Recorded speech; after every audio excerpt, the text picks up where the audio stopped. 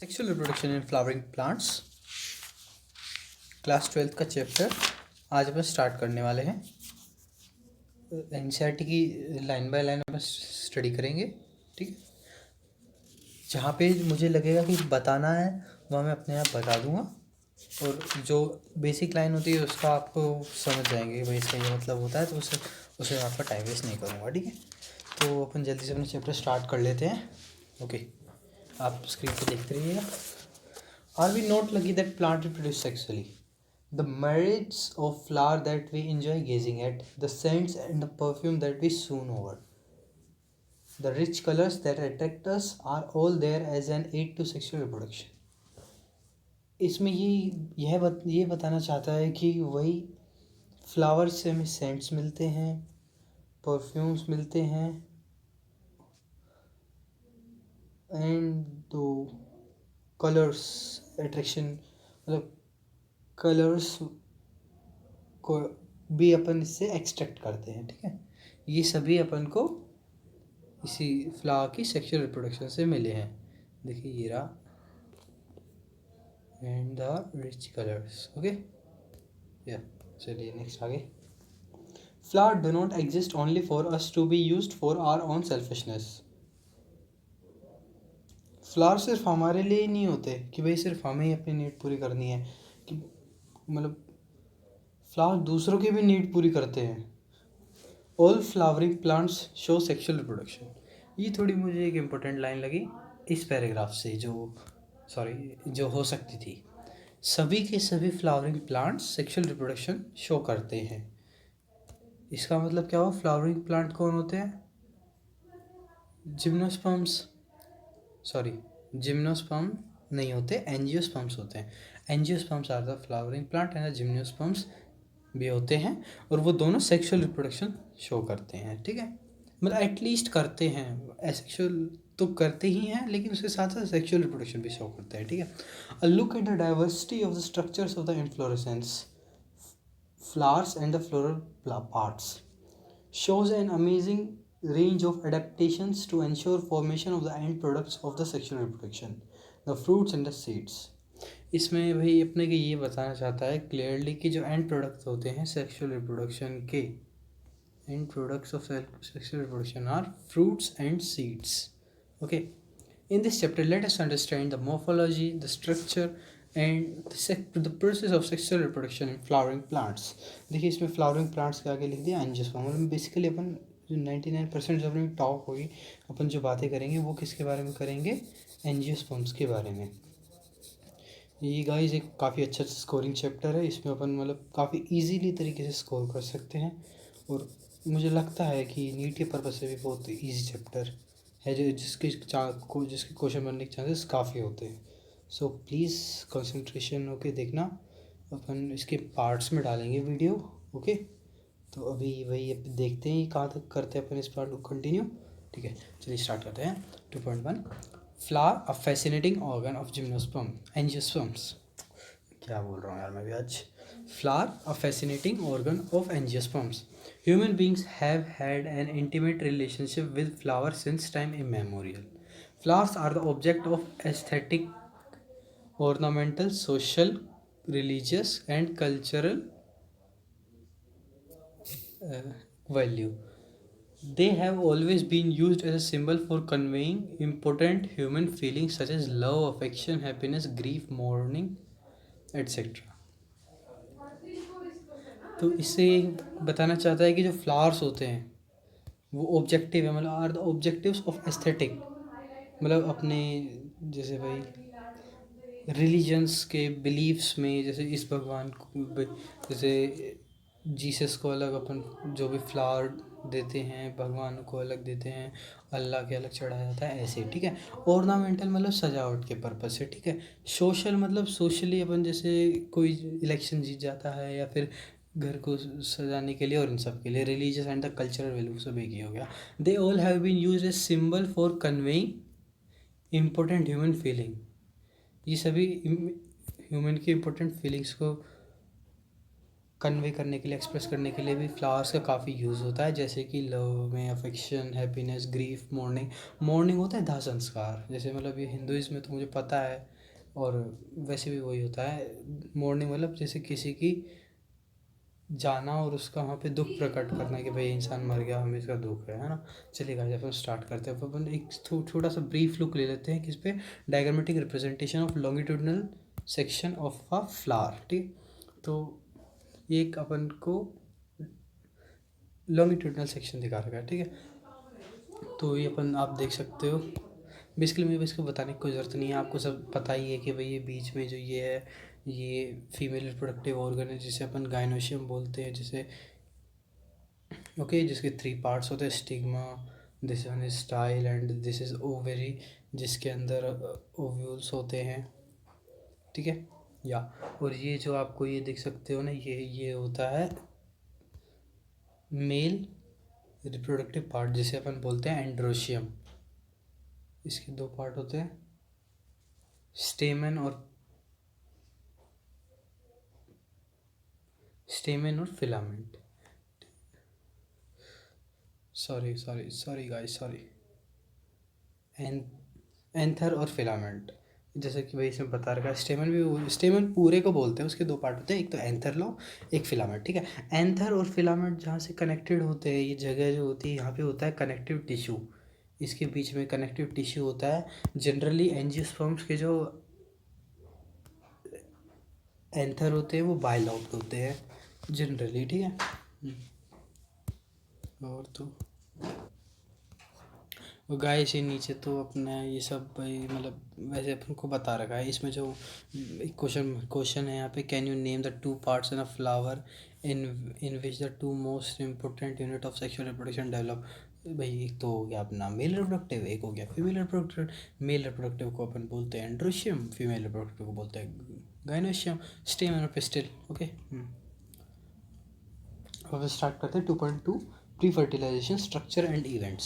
Much before the actual flower is seen on a plant, the decision that the plant is going to flower has taken place. Several hormone and structural changes are initiated, which led to the differentiation and the further development of the floral primordium. अब guys एक second, हाँ अब मैं आपको बताता हूँ। जैसे कि अपना ये हो गया, ये अपनी सपोज करिए स्टेमन है, तो स्टेमन की जहाँ से ब्रांच निकलती है या फिर लीफ होती है, वहाँ पे होती है एपिकल बर्ड, ठीक है। ये हो गई अपनी apical bud, okay, apical bud, sorry. अब इस एपिकल बर्ड जो है वो 2 के अंदर डिफ्रेंशिएट होती है, एक तो फ्लोरल मेरिस्टम में, एक एपिकल मेरिस्टम में। अगर ये एपिकल और ये हो गई फ्लोरल मेरिस्टम, ओके, ठीक है। तो अगर ये फ्लोरल मेरिस्टम में डेवलप होती है, बर्ड अगर फ्लोरल मेरिस्टम में डेवलप होती है, किसमें, फ्लोरल मेरिस्टम में, एक्सिलरी बर्ड है ना, बर्ड, बीओडी, तो ये बन फॉर्मेशन करती है उधर फ्लावर का, ओके। ये हो गया फ्लावर, ठीक है गाइस।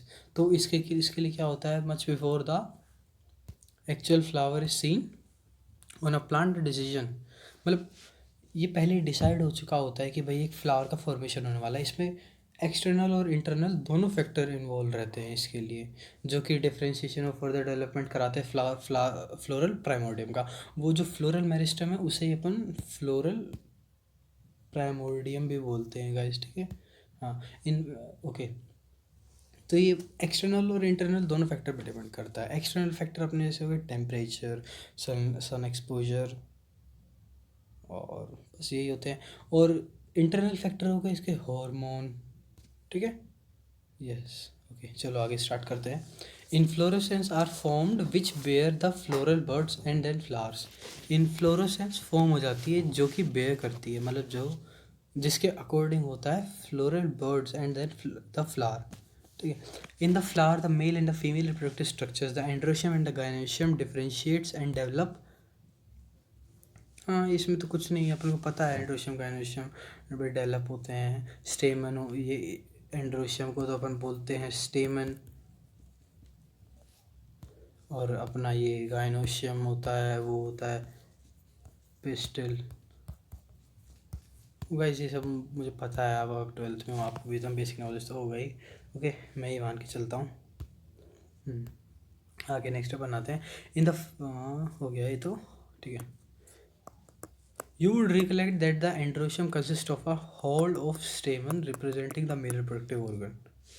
आप रिकॉल करेंगे कि एंड्रोशियम के अंदर बहुत सारे स्टेमन्स होते हैं, and gynoecium represents female reproductive organ, और गायनोशियम फीमेल रिप्रोडक्टिव ऑर्गन को शो करती है। बिल्कुल, चलिए नेक्स्ट आगे आते हैं अपन। अपन 2.2.1 स्टेमन माइक्रोस्पोरेंजियम पोलन ग्रेन। अपन स्टेमन के बारे में थोड़ी वैसे अपन एक जनरल बात करते हैं। स्टेमन के दो पार्ट होते हैं, एंथर एंड फिलामेंट। फिलामेंट जो होती है उसकी एक लॉन्ग स्टिक होती है जो कि स्टिक टाइप होती है, एक मतलब स्टिक टाइप होती है जो कि उसके एंथर लोब को स्टिग्मा के पास तक ले जाती है। किसके लिए? पोलिनेशन के लिए, कि भाई जैसे मतलब पोलन ग्रेन, मान लो विंड पोलिनेशन हो रही है, पोलन ग्रेन विंड के थ्रू जा रहे हैं, तो अगर वो पोलन ग्रेन नीचे होंगे, अंदर होंगे फ्लावर के नीचे, तो वो कैसे पहुंचेंगे? वो नहीं पहुंच पाएंगे ना। इसीलिए फिलामेंट उसको हेल्प करता है ताकि वो स्टिग्मा के पास हो या फिर थोड़ा अप हो, एयर की प्रेजेंस में हो, वरना उसके पोलन ग्रेन्स वहाँ एंथर से सेपरेट नहीं हो पाएंगे और पोलिनेशन नहीं कर पाएंगे, जिससे कि फ्लावर का सीड का फॉर्मेशन नहीं हो पाएगा। क्योंकि बहुत इंपॉर्टेंट है गाइस ये। ओके, नेक्स्ट आगे स्टार्ट करते हैं। Figure 2.2a shows the two parts of a typical stamen. The long and slender stalk is called the filament, and the terminal, generally bilobed structure called the anther.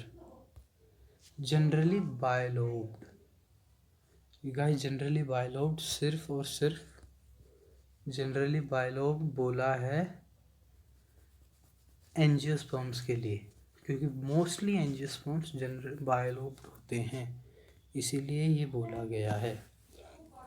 और जो long and slender stock called the filament, बताया मैंने, long और मजबूत डंडी, एक अपन simplest way में बताएं तो सब लंबी और मजबूत डंडी को हम फिलामेंट बोलते हैं।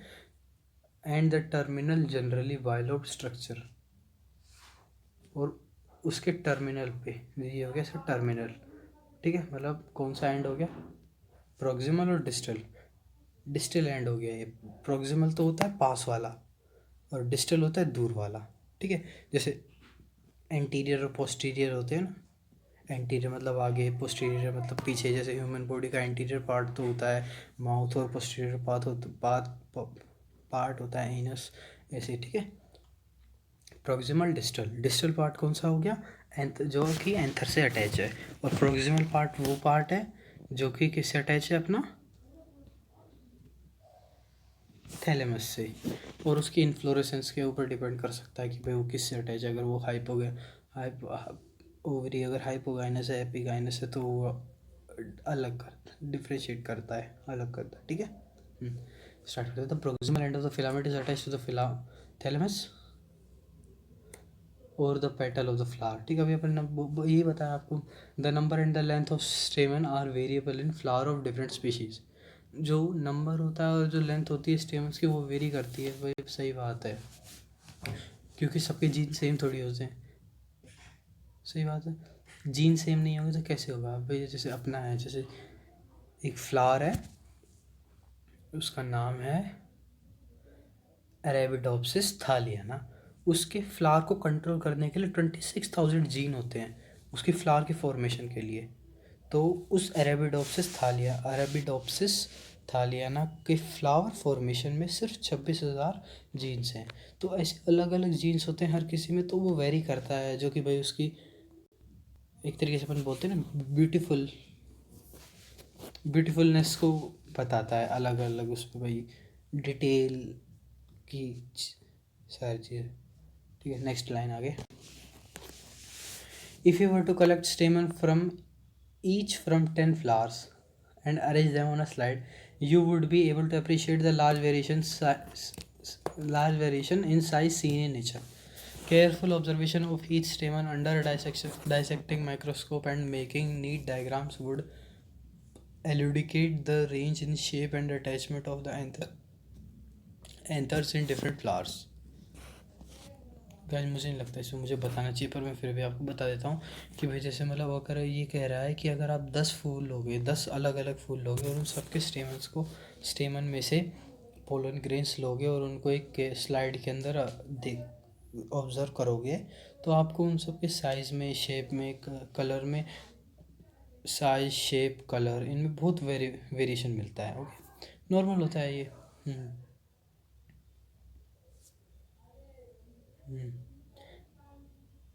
And attachment of anther in different flower. हाँ सही है. तो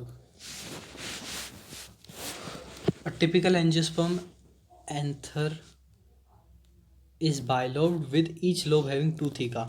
और गाइस ये जो मैंने बताया ना, सॉरी एक सेकेंड, ये रहा एंथर, ये बाइलोब्ड होता है. देखिए ये एक लोब तो ये रहा, और ध्यान से देखो तो पीछे एक छोटा सा ऐसे बन रही है, तो ये तो हो गया 1 और ये हो गया 2. ठीक है. और अब ये क्या कह रहा है, आगे देखना है क्या बोल रहा है. Bilobed with each lobe having 2 theca. हर लोब के अंदर 2 थीका होते हैं. That is they're dithecous. Okay, ये कहना चाहता है कि भाई वैसे ही आगे आ जाएगा, पर मैं फिर भी आपको एक्सप्लेन कर देता हूँ.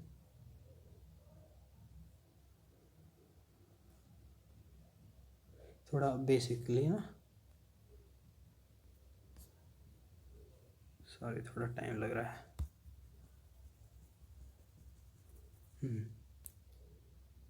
ओह गाइस ये क्या हो गया, मुझे आता नहीं है ना, थोड़ा सॉरी उसके लिए. शिट गाइस, मैं आपको दिखाई देता हूँ ना, एक काम करता हूँ, सीख जाऊँगा वैसे मैं बनाना. ऐसी बात नहीं है, मुझे आता है बनाना. वो थोड़ा इसमें दिक्कत होती है ना. देखिए ये रहा एक लोब, ये रहा दूसरा लोब, 1 2. हर लोब के अंदर 2 थीका. ये थीका 1, ये थीका 1, ये थीका 2. तो ये कैसा हो गया, डायथीकस. मतलब एक lobe,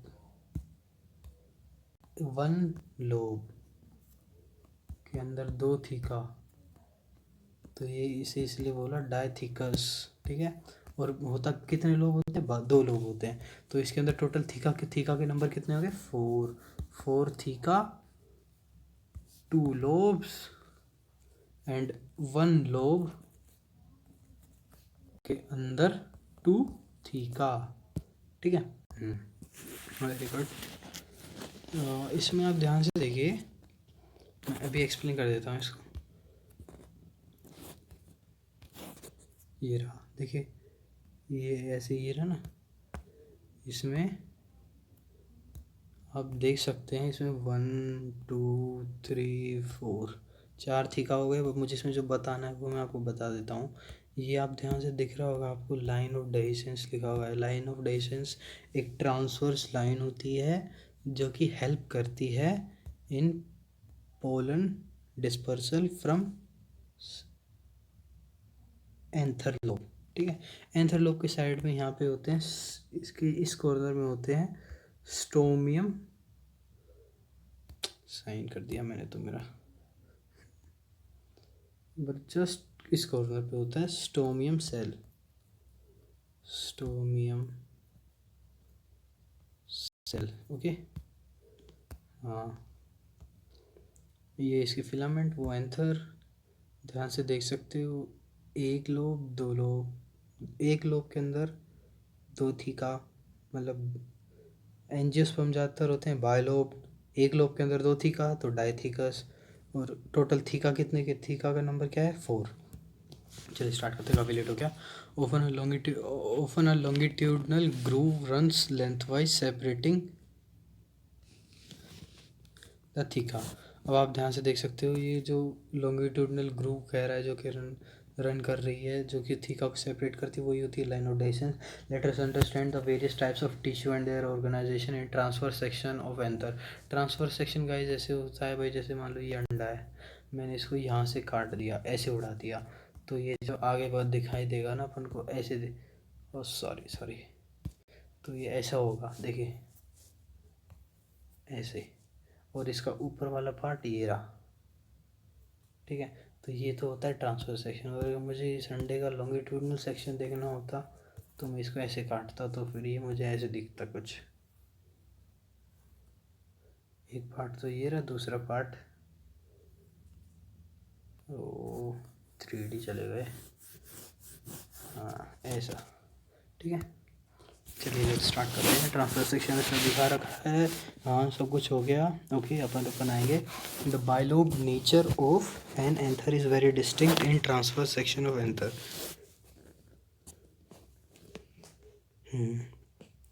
The anther is a four-sided structure consisting of four microsporangia located at the corners, two in each lobe. जो एंथर होता है वो फोर साइडेड टेट्रागोनल स्ट्रक्चर होता है। मतलब टेट्रागोनल से ये बताना चाहता है, आप इसको देख रहे होंगे तो ये कुछ ऐसा है, राइट, ऐसा। तो इसके ध्यान से देखिएगा आप,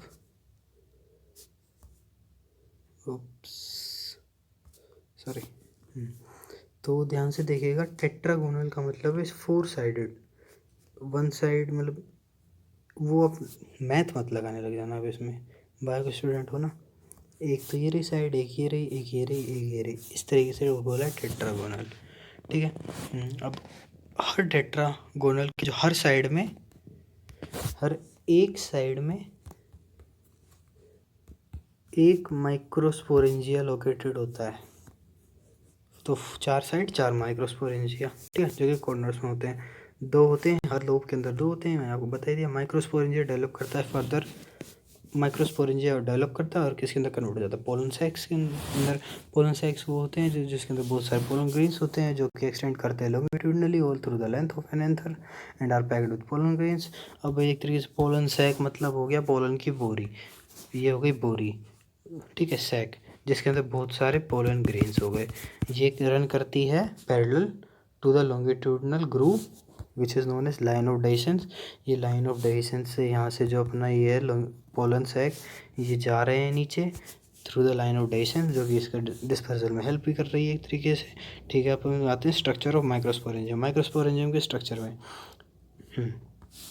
माइक्रोस्पोरेंजियम का स्ट्रक्चर मतलब देखिएगा गाइस, हाँ यहाँ पे होता है माइक्रोस्पोरेंजियम, हर जगह कॉर्नर में होता है ना। तो उसके स्ट्रक्चर के बारे में बताएंगे, तो उसका स्ट्रक्चर अपन के पहले देख लेते हैं। ये है माइक्रोस्पोरेंजियम, और ये B enlarged view of one microsporidium showing wall layers, ठीक है। मतलब ये जो दिखाया है ना गाइस, ये है एक माइक्रोस्पोरेंजियम, ठीक है। अब इस एक माइक्रोस्पोरेंजियम का ऐसे सेक्शन दिखाया है, मतलब एक तरीके से आप बोल लीजिए 1/4 सेक्शन दिखा रखा है।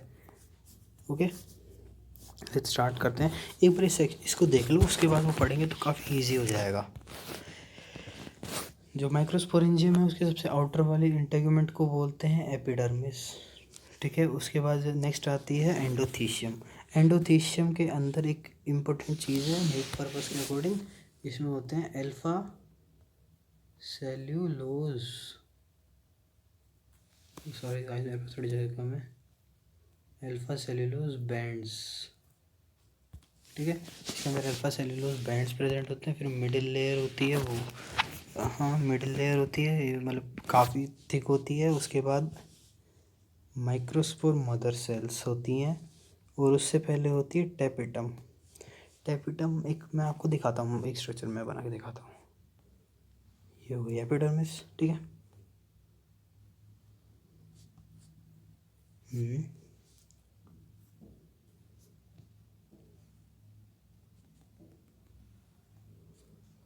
ये हो गई अपनी एपिडर्मिस, ये हो गई अपनी एंडोथीशियम। इसके अंदर ये डॉट से मैं अल्फा सेलुलोज बैंड रिप्रेजेंट कर रहा हूँ। इसके बाद ये हो गई अपनी मिडिल लेयर, ठीक है। मिडिल लेयर में काफ़ी सारे मतलब थिक लेयर होती है और उसका नाम मिडिल लेयर है, इसे कुछ और नहीं बोलते अपन, ठीक है। एंड देन इसमें होते हैं, अब अपन का बात करेंगे मिडिल लेयर के अंदर जो मैंने आपको बताया था, ये इनर वाला जो सर्किल है, इसकी बात कर रहे हैं अपन अभी। इसके अंदर होते हैं कुछ ऐसे टेपिटम जो दिखा रखी है, वो कुछ ऐसी होती है, विलाय लाइक होती है ये, ऐसी होती है विलाय लाइक। और ये जो टेपिटम है ना, ये पॉलीप्लॉइडी शो करती है।